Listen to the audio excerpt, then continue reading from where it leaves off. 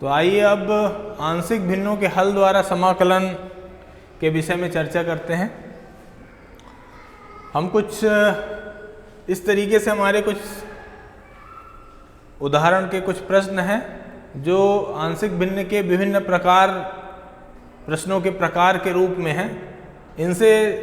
इनको हल करके हम स्पष्ट हो जाएंगे कि इस स्थिति में हम किस प्रकार से आंशिक भिन्नों को हल करेंगे और फिर उनका समाकलन ज्ञात करेंगे। तो जैसे मान लीजिए पहला जो हमारा उदाहरण है वो कुछ इस प्रकार के टाइप का कि आंशिक भिन्न है px plus Q upon x plus ए एक्स प्लस बी। अब यहाँ पर x प्लस ए एक्स प्लस बी के स्थान पे x माइनस ए एक्स माइनस बी भी होगा तो भी हम इसी विधि का इस्तेमाल करेंगे, उससे कोई फर्क नहीं पड़ता है। x यदि हमारा धनात्मक है, ए बी प्लस या माइनस है, उससे कोई फर्क नहीं पड़ता है। हाँ, यदि x माइनस होगा तो माइनस का फर्क पड़ता है।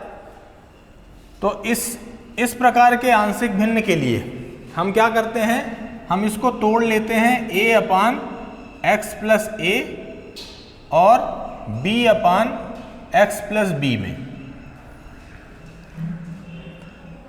ऐसा तोड़ने का क्या मकसद है? ऐसा तोड़ने से यदि ये भिन्न इस प्रकार से टूट जाएगी तो इसका समाकलन बहुत आसान हो जाएगा। सीधा सीधा a जो भी कांस्टेंट होगा वो बाहर आएगा और x प्लस ए का log mod x plus A आ जाएगा, उसका log mod x plus B आ जाएगा, फिर समाकलन बहुत ही आसान हो जाएगा। मैं इन क्वेश्चंस को भी हल करते समय सिर्फ पार्शियल फ्रैक्शन को आपको हल करना बताऊंगा, फिर आपका समाकलन अपने आप आसानी से आप कर लोगे। तो देखिए, इसको जब अपन लिखते हैं P x plus Q upon x plus A into x plus B को अपन ने तोड़ लिया a upon x plus A plus B upon x plus B में। फिर क्या करते हैं, ये a और b कहाँ से आ गए, इनका मान कहाँ से मिलेगा? तो इनका मान किस प्रकार ज्ञात करते हैं? इसके लिए क्या करते हैं अपन कि ये जो x प्लस ए और x प्लस बी ये जो पद हैं, इन दोनों का जो गुणनखंड हैं, ये दोनों, इन दोनों को ही हम पूरे समीकरण में गुणा कर देते हैं, बाएं पक्ष में भी और दाएं पक्ष में भी।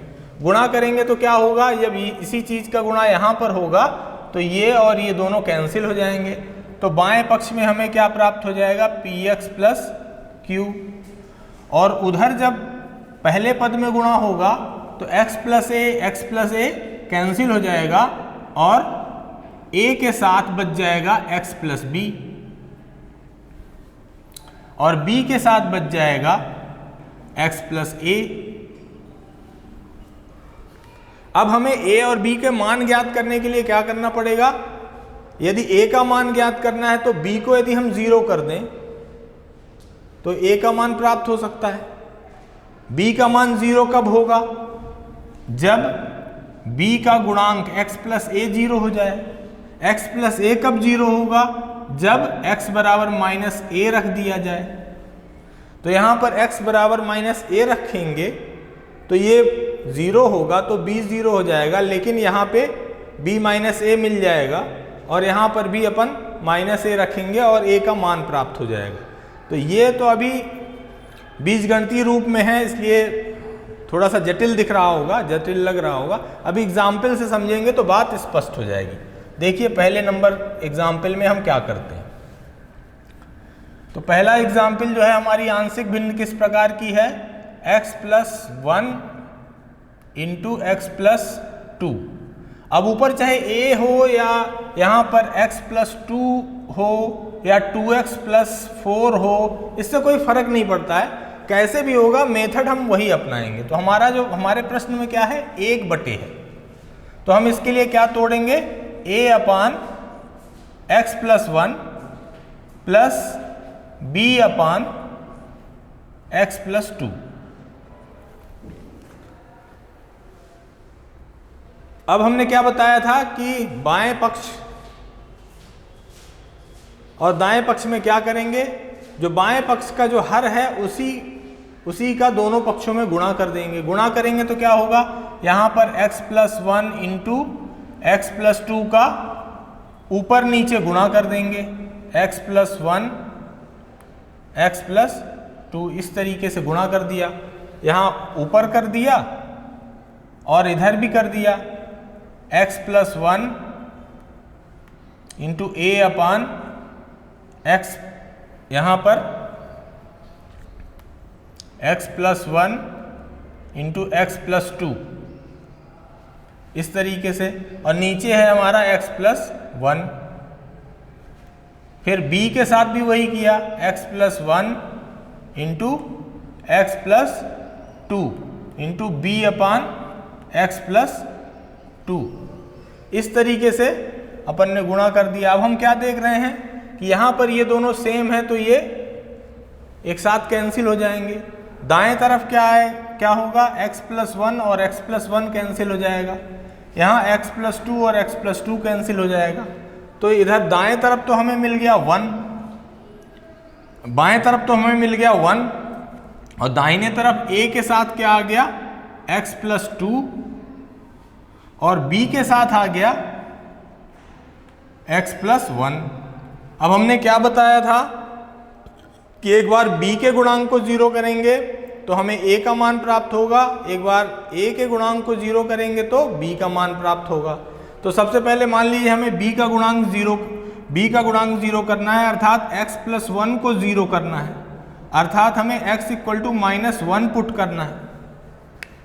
x equal to minus 1 put करेंगे तो देखिए क्या मिलता है, 1 इक्वल टू a, x के स्थान पे माइनस 1 प्लस 2 प्लस b का तो इसको तो अपन ने 0 कर ही दिया है, तो इधर क्या आ गया, 1 इक्वल टू यहाँ पे a का गुणांक 1 बचेगा तो a बराबर 1 आ गया।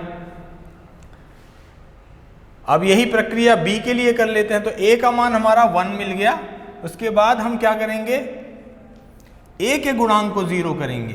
a के गुणांक को 0 करने के लिए हमें क्या करना होगा,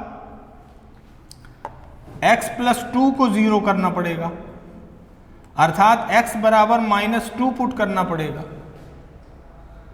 तो x बराबर माइनस 2 पुट करने पर यहाँ पे क्या मिलेगा, इसमें अब रखेंगे तो बाएं तरफ तो 1 आएगा, a के साथ अपन ने x प्लस 2 को 0 पुट कर दिया तो ये तो 0 हो जाएगा, प्लस b के साथ यहाँ पे x का मान माइनस 2 प्लस 1, तो यहाँ पर ये 1 इक्वल टू b का गुणांक माइनस 1 बचेगा, अर्थात माइनस b इक्वल टू 1, तो b इक्वल टू माइनस 1। तो ये अब हमारी जो भिन्न है, कौन सी, जो ये भिन्न थी वो किस रूप में बदल गई, 1 upon x plus 1 x plus 2, ये बदल के किस प्रकार हो गई, a का मान 1 रख दिया तो 1 अपान एक्स प्लस 1, और b का मान माइनस 1 प्लस के साथ माइनस 1 एक्स प्लस 2 ऐसे बन गई।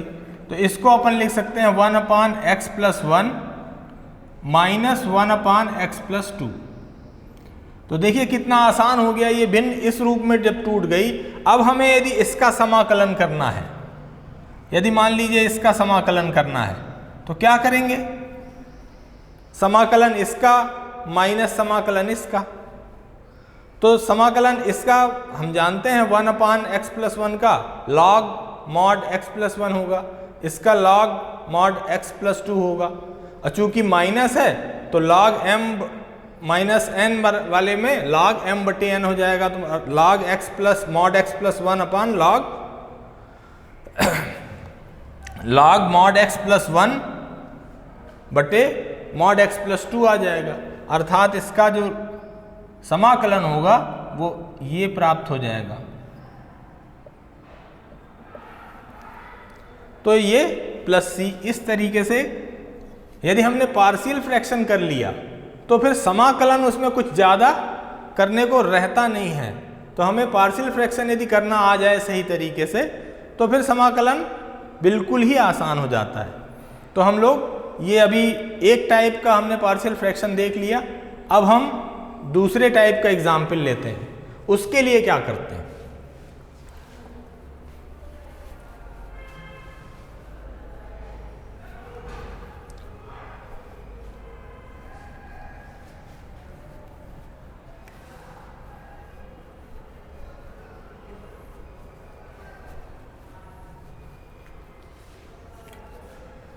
तो ये है हमारा दूसरे टाइप का x square plus 1 upon x square minus 5x plus 6। अब यहाँ पर हमें नीचे, अभी जो पिछला जो एग्जाम्पल था उसमें जो हर के जो पद थे वो गुणनखंड के रूप में थे, यहाँ पर एक द्विघात बहुपद की तरह है, तो हम इसका गुणनखंड कर लेते हैं। गुणनखंड करेंगे तो क्या होगा, एक्स स्क्वायर माइनस 5x धन 6। यदि गुणनखंड करना है तो क्या, इसको बीच के स्प्लिट करेंगे, बीच के पदों को तोड़ेंगे। तोड़ते कैसे हैं, हम इसको इस तरीके से योग और अंतर के रूप में लिखते हैं कि उसका गुणनफल इसमें इस पद के बराबर आए। तो हम इसको तोड़ सकते हैं, x square minus 2x minus 3x धन 6, और x कॉमन निकाल लेंगे तो x माइनस 2 मिलेगा, और माइनस 3 कॉमन निकाल लेंगे तो x माइनस 2 मिलेगा। अब x माइनस 2 कॉमन निकाल लेंगे तो x माइनस 3 मिलेगा। तो ये कैसे बन गया, एक्स स्क्वायर प्लस 1 बटे x माइनस 2 और x माइनस 3। अब ये इसी जैसा हो गया। अभी जो पहली विधि, अब इसके आगे मैं बताने आपको नहीं बताऊंगा, क्योंकि सेम विधि को अब इसके बाद हम पहली वाली विधि को फॉलो करेंगे। अब हम इसको क्या तोड़ के लिख देंगे, a बटे एक्स माइनस 2 प्लस b बटे एक्स माइनस 3, और इस हर का दोनों तरफ गुणा करेंगे। a के साथ x माइनस 3 का गुणा हो जाएगा, b के साथ x माइनस 2 का गुणा हो जाएगा, और इस प्रकार हम एक बार a के गुणांक को 0 करेंगे और b का मान प्राप्त करेंगे, फिर b के गुणांक को 0 करेंगे और a का मान प्राप्त करेंगे, और फिर a और b को के रूप में ये इस तरीके से हमें एक आंशिक भिन्न मिल जाएगी। और फिर जब आंशिक भिन्न का इस रूप में मिल जाएगी तो हम उसका बड़े सिंपल तरीके से, बड़े आसान तरीके से समाकलन ज्ञात कर सकेंगे। अब देखते हैं कुछ तीसरे प्रकार का।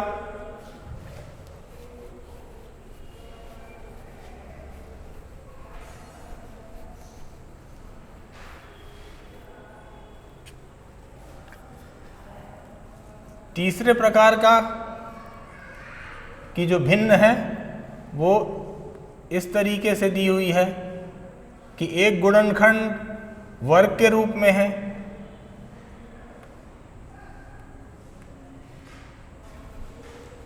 ऐसे स्थिति में क्या करते हैं, अर्थात कुछ ये इस तरीके से है, px plus Q upon x plus A और साथ में x प्लस बी या x प्लस ए का वर्ग, इस टाइप का दिया हुआ है।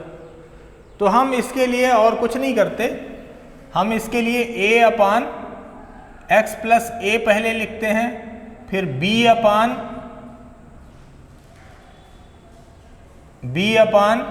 एक्स प्लस ए का स्क्वायर लिखते हैं, और फिर c अपान एक्स प्लस बी लिखते हैं।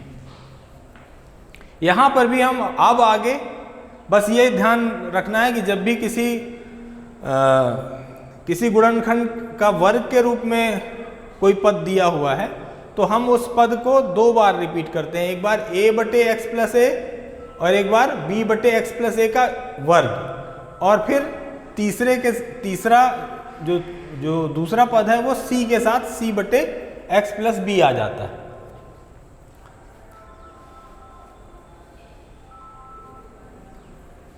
तो और फिर वही प्रक्रिया अपन दोहराते हैं। इस पद का हम दोनों पक्षों में गुणा करते हैं तो हमारे पास बाएं पक्ष में px प्लस क्यू बचता है, इसके साथ x प्लस ए कैंसिल हो जाता है, x plus A into x plus B बचता है a के साथ, इसके साथ सिर्फ x प्लस बी बचता है, और इसके साथ x प्लस ए का स्क्वायर बचता है।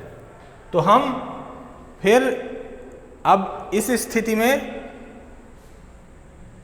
क्या करते हैं कि एक बार इस पद को हम 0 कर लेते हैं, x प्लस ए को 0 करने के लिए हमें x बराबर माइनस ए पुट करना पड़ता है। एक बार x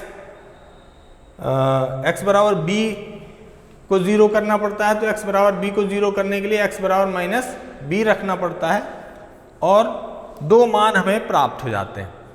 लेकिन तीसरे मान को ज्ञात करने के लिए हमें गुणांकों की तुलना करनी पड़ती है और गुणांकों की तुलना करके हम तीसरा मान प्राप्त कर सकते हैं।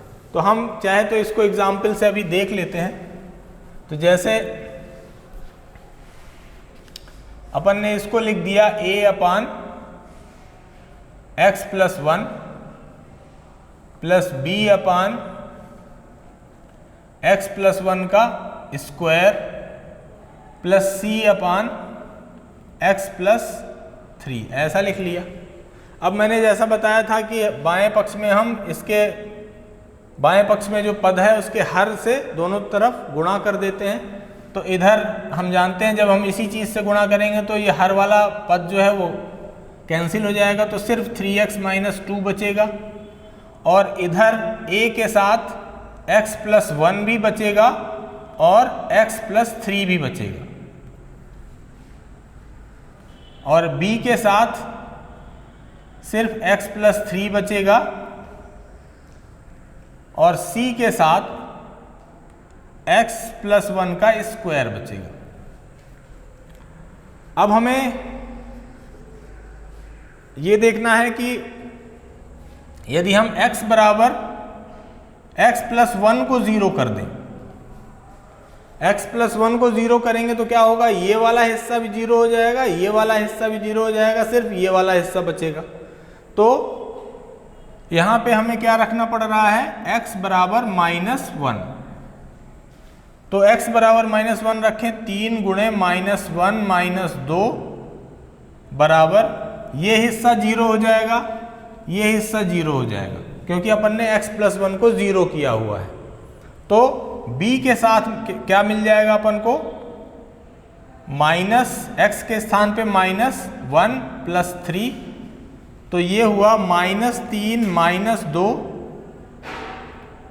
माइनस 3 माइनस 2 और इधर मिला है b के साथ 2b।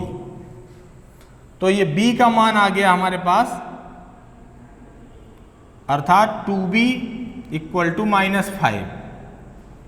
तो b इक्वल टू माइनस 5/2 मिल गया। फिर अगले बार हम क्या करते हैं, अगले बार हम x प्लस 3 को 0 कर देते हैं, अर्थात x बराबर माइनस 3 रखते हैं।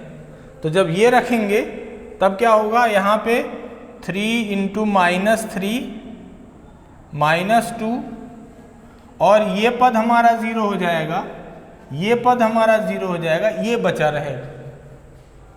तो इसके लिए अपन रखेंगे तो ये वाला 0 हो जाएगा, ये वाला 0 हो जाएगा और c के साथ x का मान माइनस 3 धन 1 का वर्ग। तो ये माइनस 9 माइनस 2 इक्वल टू, यहाँ माइनस 2 बचा जिसका वर्ग प्लस 4 आएगा तो 4c। तो c इक्वल टू आ गया माइनस 11/4, c का मान माइनस 11/4। अब हम सिर्फ दो ही चीज़ों को यहाँ 0 कर सकते थे, तीसरे के लिए क्या करेंगे, तो ये दो मान हमने निकाल लिया। कौन कौन से, b का मान हमारा आ गया माइनस 5/2 और c का मान आ गया माइनस 11/4। अब तीसरे मान को, a के मान को निकालने के लिए हमें क्या करना पड़ेगा वो अपन देखते हैं।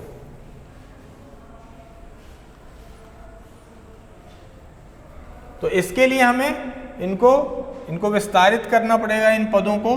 तो ये हमारा 3x माइनस 2 है और इधर हमें गुणा करना पड़ेगा x स्क्वायर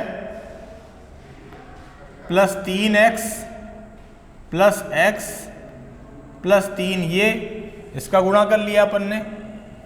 फिर ये b x प्लस 3 और इधर c इसको भी अपन ने विस्तारित कर लिया तो x square plus 2x plus 1।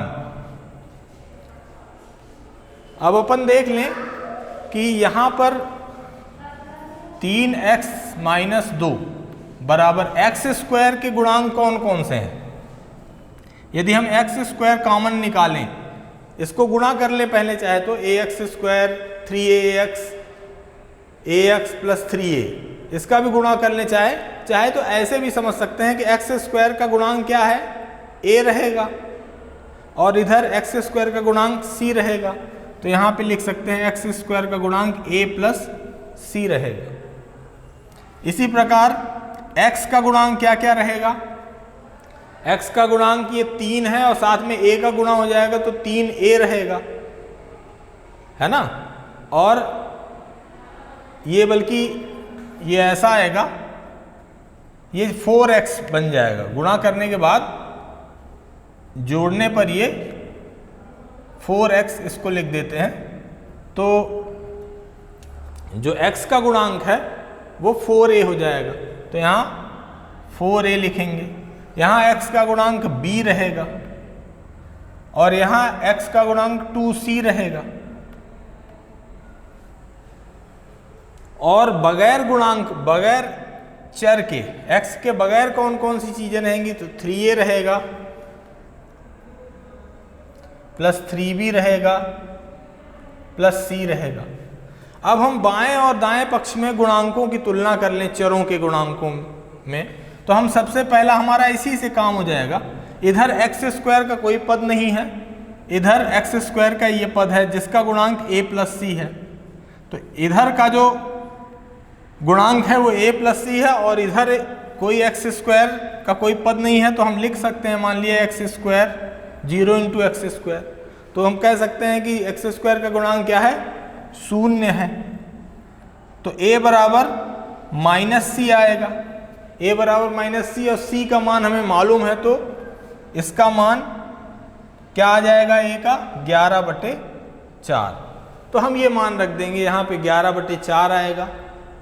तो ये बन के किस तरीके से बन जाएगा, 11/4x धन 1 ऐसा बन जाएगा। b का मान क्या है, b का मान -5/2 है, तो 5 और 2 नीचे आ जाएगा, x धन 1 का वर्ग और ये प्लस का माइनस हो जाएगा।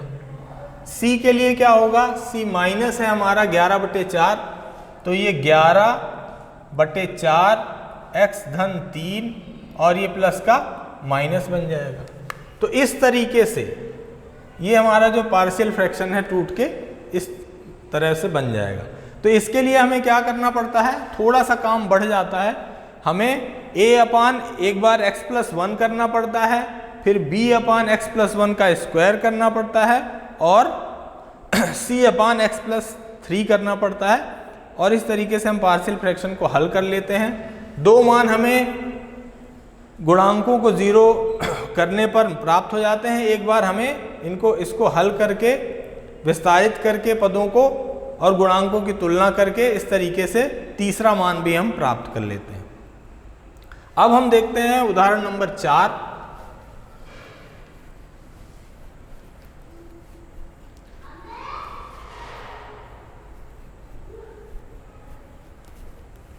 उदाहरण नंबर 4 चौथे प्रकार की पार्शियल फ्रैक्शन है, x square plus x plus 1 upon x square plus 1 और एक्स प्लस 2।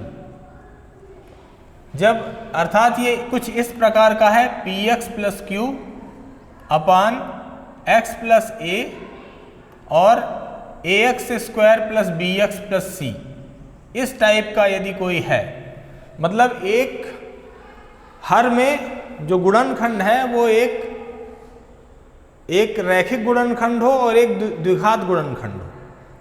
यदि द्विघात गुणनखंड के साथ पार्शियल फ्रैक्शन है, हर में यदि कोई द्विघात गुणनखंड है और एक रैखिक गुणनखंड है, तो अपन इसको तोड़ते हैं a upon x plus A और इसके लिए तोड़ते हैं bx plus C upon A x square plus B x plus C, ऐसा कुछ इस प्रकार से इसको तोड़ते हैं। तो हमारे एग्जाम्पल में कैसे होगा ये देख लें अपन। हमारे एग्जाम्पल में ये कैसे टूटेगा, a upon x square plus 1 plus B अपान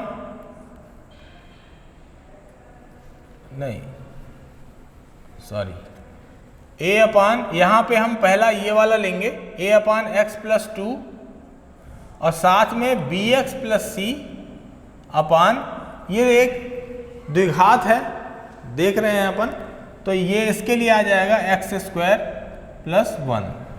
अब हम वही काम शुरू में एक बार कर लें। तो एक गुणनखंड, इसमें हम दोनों विधियों को लगाना पड़ेगा।